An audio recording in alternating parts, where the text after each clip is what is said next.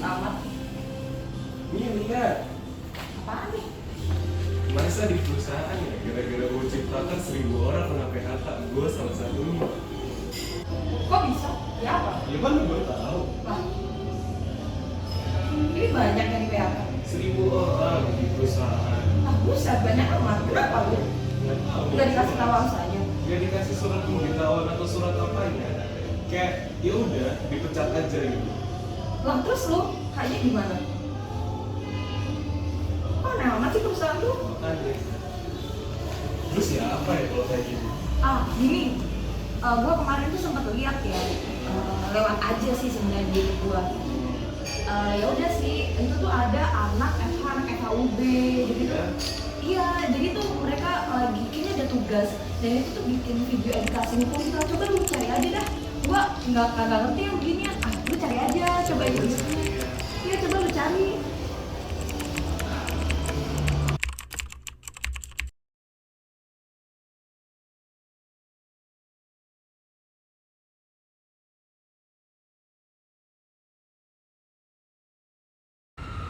Assalamualaikum warahmatullahi wabarakatuh. Halo teman-teman, kenalin aku Sofidia Lailani, mahasiswa Fakultas Hukum Universitas Brawijaya. Saat ini aku sudah mendapatkan tugas untuk membuat video edukasi hukum. Ngomong-ngomong soal Undang-Undang Cipta Kerja, sini aku jelasin sedikit. Undang-Undang Cipta Kerja lahir di Indonesia melalui proses yang panjang. Berawal dari disahkannya Undang-Undang Nomor 11 Tahun 2020 tentang Cipta Kerja, lalu digugat di Mahkamah Konstitusi, sehingga lahirlah putusan Mahkamah Konstitusi Nomor 91 Tahun 2020 yang pada intinya menyatakan bahwa Undang-Undang Cipta Kerja inkonstitusional bersyarat. Nah, Sobat Cerdas, sekarang kita saatnya membahas mengenai prosedur pemutusan hubungan kerja dalam Undang-Undang Cipta Kerja. Secara sederhana, Undang-Undang Cipta Kerja yang dinyatakan inkonstitusional bersyarat, yang berarti pembentukan Undang-Undang Cipta Kerja ini dinilai bertentangan dengan Undang-Undang 1945 dan tidak mempunyai kekuatan hukum tetap secara mengikat. Bersyarat sepanjang tidak dimaknai, tidak dilakukan perbaikan dalam waktu 2 tahun sejak putusan MK tersebut dibacakan. Nah, teman-teman, jadi Undang-Undang Cipta Kerja ini ada masa uji cobanya selama 2 tahun. Kita lanjut. Nah, pada akhir 2022, tepatnya 30 Desember 2022 ini, lahirlah peraturan pemerintah di Undang-Undang Nomor 2 Tahun 2022 tentang Cipta Kerja yang secara langsung mencabut Undang-Undang Nomor 11 Tahun 2020 tentang Cipta Kerja. Nah, ini saya ilustrasikan bahwasanya peraturan pemerintah pengganti Undang-Undang Nomor 2 tahun 2022 ini mencabut dan menggantikan Undang-Undang Cipta Kerja atau Undang-Undang Nomor 11 tahun 2020. Tidak perlu waktu lama, Undang-Undang Cipta Kerja, peraturan pemerintah pengganti Undang-Undang Nomor 2 tahun 2022 ini disahkan melalui Undang-Undang Nomor 6 tahun 2023 tentang penetapan peraturan pemerintah pengganti Undang-Undang Nomor 2 tahun 2022 tentang Cipta Kerja menjadi undang-undang. Jadi di sini saya ilustrasikan bahwasannya Undang-Undang Nomor 6 ini sebagai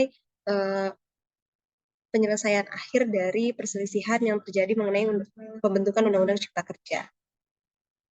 Sobat hukum, meskipun Undang-Undang Cipta Kerja menimbulkan banyak perdebatan, apakah benar bahwa Undang-Undang Cipta Kerja mempermudah pengusaha untuk melakukan pemutusan hubungan kerja secara sepihak melalui surat pemberitahuan pemutusan hubungan kerja?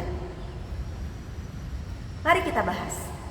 Nah, Sobat Hukum, dari ilustrasi tersebut, surat pemberitahuan pemutusan hubungan kerja yang disingkat PHK diatur lebih lanjut dalam PP Nomor 35 Tahun 2021 tentang perjanjian kerja waktu tertentu, alih daya, waktu kerja dan waktu istirahat, dan pemutusan hubungan kerja. Nah, Sobat Hukum, pada dasarnya pengusaha, pekerja atau buruh, serikat pekerja ataupun serikat buruh, dan pemerintah harus mengupayakan agar tidak terjadi pemutusan hubungan kerja. Namun, dalam hal pemutusan hubungan kerja ini tidak dapat lagi dihindari, maksud dan alasan PHK harus diberitahukan oleh pengusaha kepada pekerja atau buruh dan atau kepada serikat pekerja atau serikat buruh di dalam perusahaan apabila pekerja atau buruh yang bersangkutan merupakan anggota dari serikat pekerja atau serikat buruh yang ada di perusahaan tersebut. Nah, Sobat Hukum, dalam pasal 37 ayat 3 Peraturan Pemerintah Nomor 35 Tahun 2021 jelaskan bahwa pemberitahuan pemutusan hubungan kerja dibuat dalam bentuk surat pemberitahuan dan disampaikan secara sah dan patut oleh pengusaha kepada pekerja atau buruh dan atau serikat pekerja atau serikat buruh paling lama 14 hari kerja sebelum dilakukannya PHK. Nah, jadi harus Sobat cerdas pahami nih bahwa surat pemberitahuan PHK ini tidak bersifat final. Apabila pekerja tidak diberi surat pemberitahuan PHK, tidak sepakat, atau menolak ketentuan yang tidak ada dalam surat pemberitahuan PHK ini, pekerja dapat membuat surat penolakan atas surat pemberitahuan PHK tersebut yang paling lama diberikan 7 hari kerja setelah diterimanya surat pemberitahuan tersebut. Jadi, setelah surat pemberitahuan PHK saudara terima, maka saudara dapat membuat surat penolakan mengenai surat pemberitahuan PHK tersebut. Jadi, PHK tersebut masih bisa untuk dirundingkan. Bukan merupakan keputusan yang valid bahwa pengusaha sudah melakukan PHK terhadap pekerja yang diberi surat pemberitahuan tersebut. Nah, jadi PHK tersebut masih bisa dibicarakan dan dirundingkan antara pengusaha dan pekerja. Apabila perundingan tersebut masih belum menemukan kesepakatan, maka penyelesaian PHK tahap berikutnya dilakukan melalui mekanisme penyelesaian perselisihan hubungan industrial sesuai dengan ketentuan peraturan perundang-undangan. Nah, namun lain halnya apabila dalam jangka waktu 14 hari ini tidak ada penolakan dari pekerja, maka pekerja dianggap setuju untuk diputus hubungan kerjanya, sehingga pengusaha dapat melanjutkan proses PHK para pekerja yang tidak memberikan surat penolakan. Cerdas pahami, dalam prosedur PHK ini adalah kewajiban pekerja yang menolak yang akan menolak PHK dan ketika menerima surat pemberitahuan PHK tersebut untuk membuat surat penolakan pemutusan hubungan kerja. Apabila pekerja tidak membuat surat penolakan, maka secara prinsip pekerja tersebut dianggap menerima untuk diputus hubungan kerjanya oleh pengusaha. Hal ini tentunya dapat membahayakan status pekerja ke depannya apabila pekerja tidak tahu bahwasannya mereka harus membuat surat penolakan PHK apabila mereka berkenan untuk menolak untuk di PHK oleh pengusaha. Nah, dalam hal ini menjadi wajib untuk pemerintah perlu menjelaskan pertimbangan mengapa apabila pekerja tidak merespon surat pemberitahuan PHK tersebut dianggap sebagai setuju. Karena dalam proses surat menyurat tersebut tidak tertutup kemungkinan adanya kendala sehingga mengakibatkan terlambatnya surat datang atau lain sebagainya. Nah, Sobat Hukum, jadi pada prinsipnya tidak ada peraturan yang berlaku di Indonesia yang mengizinkan terjadinya PHK secara sepihak. Namun, prosesnya yang dibuat lebih ringkas. Surat pemberitahuan tersebut nantinya mempermudah komunikasi antara pengusaha dengan pekerja dan mempercepat proses penyelesaian pemutusan hubungan kerja. Nah, itu dia sedikit pembahasan mengenai surat pemberitahuan PHK, penting untuk dipahami oleh seluruh masyarakat di Indonesia.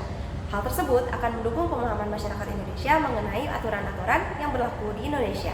Ketidaksempurnaan hukum di Indonesia perlu dibarengi dengan pemahaman masyarakat yang matang.